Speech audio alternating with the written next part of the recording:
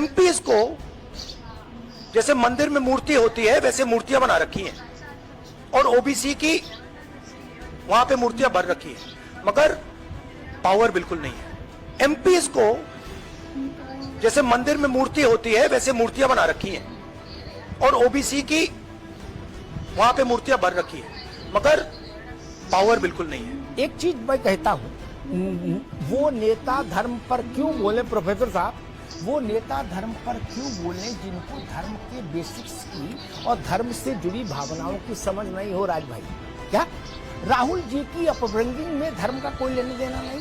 क्या वो वेद पुराण उपनिषद कहते हैं पढ़े, लेकिन पढ़े होंगे इसमें शक है। क्या उन्होंने आज क्या कहा? उन्होंने कहा कि बीजेपी में सांसदों की स्थिति ऐसी है, उनकी कोई हैसियत नहीं है, कोई उनको पूछ नहीं रहा 2 पैसे का। एक सांसद ने मुझसे कहा कि मेरी कोई हैसियत नहीं, बीजेपी सांसद ने कहा। तो उन्होंने तुलना किसी की? बोले जैसे मंदिरों में मूर्तियां होती हैं देवताओं, पावरलेस, यूजलेस। क्या लो भैया कर लो। 12 करोड़ आदमी बाबा विश्वनाथ के दर्शन मत्था टेक के गया साल भर में काशी में, और आपने बता दिया मूर्ति बेकार है। हे नाथ नारायण, क्या होगा? 7 करोड़ आदमी बांके बिहारी के पांव पूज के गया है एक साल में। क्या कौन सी किताब पढ़े हो भैया? ये तो बता दो भाई, कौन सा इंटरनेट से क्या खोज के लाए हो? क्या बवाल है, क्या समस्या है? प्रोफेसर साहब, हिंदुस्तान में ये कौन कहने का दुस्साहस कर सकता है?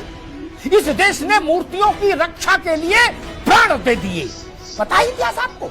ना समझ लो। औरंगजेब के समय में, अब्दाली के समय में, नादिर शाह के समय में इस देश के हजारों लोगों ने प्राण दे दिए हंसते हंसते मूर्तियों के विग्रह के सम्मान के। और प्रोफेसर साहब एक बात गांठ मान लीजिए, ज्ञान वापी में कुएं में बाबा विश्वनाथ का सेवक, आचार्य, पुजारी शिवलिंग लेकर कूद प्राण दे दिए थे, समुद्र कुएं में समा गया था शिवलिंग की सुरक्षा। आपने कह दिया कि जैसे मूर्तियां होती हैं वैसे भारतीय मोदी ने अपनी पार्टी में एमपीओ को बना दिया यूजलेस, पावरलेस। ये बोलने की क्या जरूरत है आपको? ऐसा क्यों बोलते हो? तिरुवयूर का मंदिर, उत्तर भारत छोड़ो, दक्षिण का उदय, पद्मनाभ का मंदिर, तिरुपति बालाजी, सब जगह मूर्तियां ही हैं मित्र। इस देश का प्राण बसा है मूर्तियों में। आक्रांताओं ने मूर्तियां खंडित की तो आज तक भारत के मन से वो घाव गए नहीं।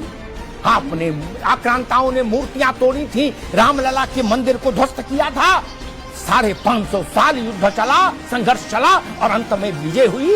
यतस् धर्मो ततस् जयो। और अयोध्या में श्री रामलला का भव्य मंदिर बनकर तैयार। राजनेता ऐसा कैसे कोई बोल सकता है कि पावरलेस होती मूर्तियां? किसी मंगलवार को देश के किसी मोहल्ले में हनुमान जी के मंदिर चले जाइएगा राज बाबू, क्या 100-200 आदमी आरती करता मिलेगा। बनारस चले जाइए, चाहे संकट मोचन, चाहे दुर्गा कुंड, चाहे बाबा विश्वनाथ, आपको पता लग जाएगा मूर्तियों में क्या ताकत है। काशी महाराज से लेके और रिक्शे वाला तक सब लाइन में लगे। केदारनाथ, बद्रीनाथ, वैष्णो देवी, मेहंदीपुर बालाजी, सालासर, एक उदाहरण गिनाऊं, मैं 1000 उदाहरण दे सकता। राजनीतिक लड़ाई लड़िए, लेकिन ऐसे उदाहरण मत। ये बोलने की क्या जरूरत थी कि मूर्ति बना दिया है, जैसे मंदिर में मूर्ति होती है, आइडल्स। कौन लिखता है भाषण, कौन देता है इसी सलाह? सब लोग मिलके पहले इसी की खोज करो, कैसे भाषण कौन देता है बता, इसे उदाहरण कौन उनको समझाता है? स्वामी प्रसाद मौर्य की तो समझ में आता है, चलो उनकी समझ कम हो सकती है मौर्य की। राहुल गांधी देश विदेश घूमे, अभी राहुल गांधी ने एक बात और कही थी, प्रोफेसर साहब आप तो प्रोफेसर हो, राहुल जी ने एक बात कही थी कि मैंने वेद, उपनिषद, स्मृतियां, पुराण सब पढ़े। ओपी सिंह जी, सब पढ़ने के बाद अगर ये नतीजा निकला कि मूर्तियां बेकार हैं,